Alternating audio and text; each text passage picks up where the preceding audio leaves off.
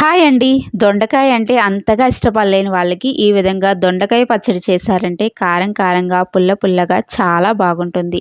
అయితే ఏది ఎంత తీసుకోవాలా అన్నది నేను కామెంట్ బాక్స్‌లో పెడతాను. ముందుగా దొండకాయలను నేను చూపిస్తున్న విధంగా రౌండ్‌గా కట్ చేయండి. స్టవ్ మీద పాన్ పెట్టి 2 టేబుల్ స్పూన్ల వరకు ఆయిల్ వేసుకొని వేడి చేసుకున్నాక ఇప్పుడు ఇందులో మినపప్పు, వేరుశనగ గుళ్ళు, జీలకర్ర, ధనియాలు, పచ్చిమిర్చి వేసి వేయించుకోవాలి.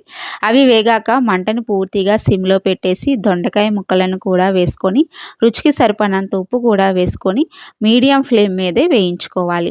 దొండకాయలు కొద్దిగా వేగాక ఇప్పుడు ఇందులో టమాటాలు, కొత్తిమీర కూడా వేసి కలుపుకొని దగ్గర పడేంత వరకు వేయించుకోవాలి. ఈ విధంగా దొండకాయలు మంచిగా దోరగా వేగాక స్టవ్ ఆఫ్ చేసేసి చిన్న చింతపండు వేసి కలిపి పూర్తిగా చల్లార్చుకోవాలి. ఇది చల్లారాక మిక్సీ జార్లో కానీ రోట్లో కానీ వేసి కొద్దిగా నీళ్లు వేసి మెత్తగా కాకుండా కచ్చాపచ్చాగా గ్రైండ్ చేసుకోవాలి. అంతేనండి, మనకి దొండకాయ రోటి పచ్చడి తయారు.